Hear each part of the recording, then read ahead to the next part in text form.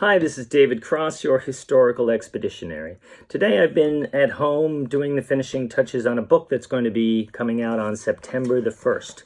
And the book is going to be entitled Indispensable, Learning How to Succeed and Lead from George Washington, and I am very excited about it. It's also going to be part of a series of products I'm going to be offering. It's going to be part of a lecture series, and you're going to be able to purchase programs, oral programs about the subject, but I don't know what you call them now. You don't call them CDs, you stream them. I don't know what you call them, but you're going to be able to get this thing streamed to you. But in any event, I've been looking on my chapter about George Washington and physical fitness. And I'm particularly interested in that subject because I've just finished off doing a number of school tours and seeing that most of the students are completely unable to walk. I mean, it is really a crisis, and I don't know if this is everywhere in the country or if it's worse in the Northeast, but the teachers were telling me, the gym teacher told me his kids can't jog for over 5 minutes, and that all the parents are giving letters requesting that the kids not have to jog. He said that one parent wrote a letter asking for the kid to get off the entire 2 weeks where you actually jog because the kid injured his wrist playing a video game, and she didn't want him to jar the wrist jogging. So at any event, if you stop walking for a moment after you've walked for maybe 20 minutes, these kids all just collapse on the ground. I mean, they're like amoebas or jellyfish or something. And if there's a bench, they all go racing to it, of course, running in front of elderly people and so forth. And it's a pretty sad scene. Again, I don't know if that's the way it is all over the country. Most of the tours I do are from people somewhere nearby here, New Jersey, the outer regions of New York, Connecticut, not too much farther usually than that, although sometimes they are. But, people are always surprised when I tell them how long some of these founders lived. Benjamin Franklin into 84, Jefferson, Adams to 91. I mean, these guys, a lot of them lived a long time. And they're always very surprised. And what I say is they were much healthier than we are in so many ways. Much healthier than we are. They walked. They rode horses. We have become so sedentary. Where I live now is pretty good, but I used to live out in a place called Ballackinwood. I mean, there were no sidewalks. It's as if the whole culture doesn't want you to walk for some crazy reason. And you could see the results. I mean, we're the most obese country. It's just out of control.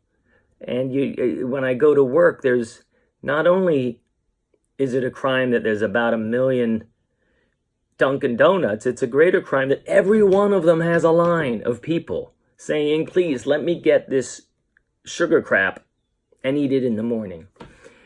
And I think it's very interesting that there's 2 presidents who are the best known for their physical strength. One of them is Abraham Lincoln. You may recall he would hold an axe up, and people were amazed by the strength he would have in wrestling, in any kind of physical activity, just incredible strength. And George Washington.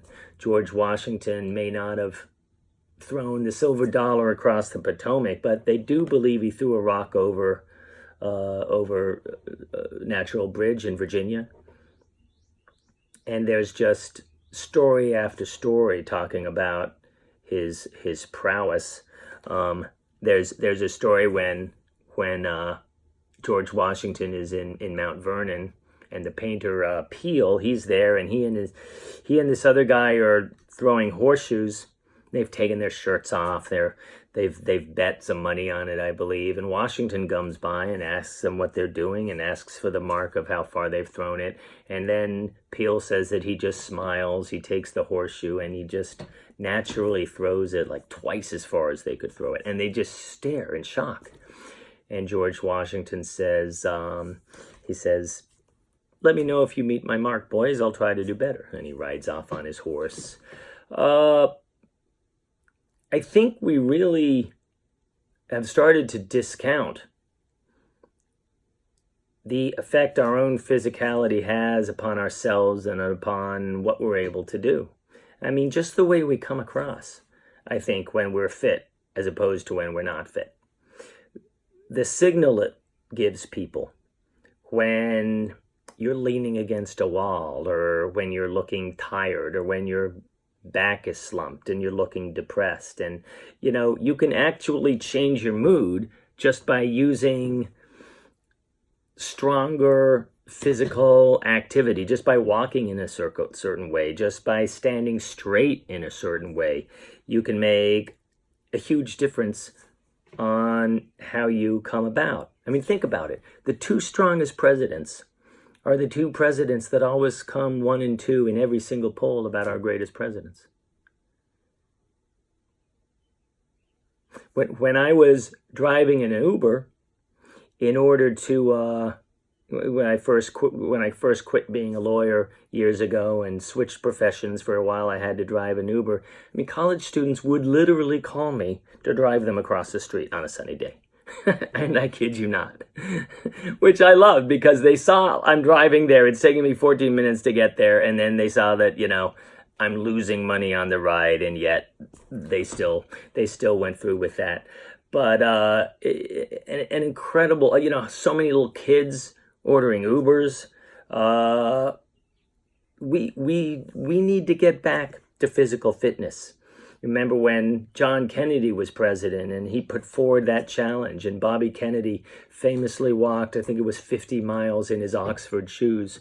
He walked with a number of Edward Guthman, a few other people were walking with him, and by the end of the walk, Robert Kennedy was the only one who could finish it off, and he turned to Guthman and he said, "You're lucky your brother isn't president." In other words, there was no way, of course, Bobby Kennedy is going to stop walking. But I don't know. I think it's something we all need to start taking more care of and attention to. I knew Carson Wentz was injured a couple weeks before it was announced.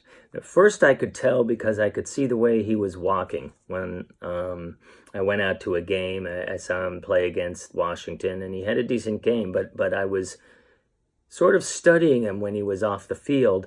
But the thing that I really noticed was when the whole team came off of the field after they won the next week, after that Redskins game, I watched, and he's the only one who put his hand on a banister. So the interesting thing about that was, he put his hand on the banister, and sure enough, he had a terribly injured back, and it got announced in a week later. But the other important thing was, none of the other players did. I mean, I get they're athletes, and they've got the top physical bodies, one would think, but I think it's a mental thing. I think we could all avoid using the banister. And I think every time we use a banister, we're saying we're not capable. We're not able to do it ourselves.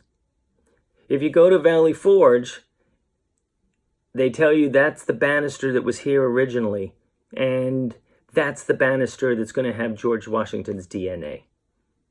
Now, I know one of those two things is true. It is the banister that was there originally. I'm not so sure it has George Washington's DNA. I don't think he used a banister.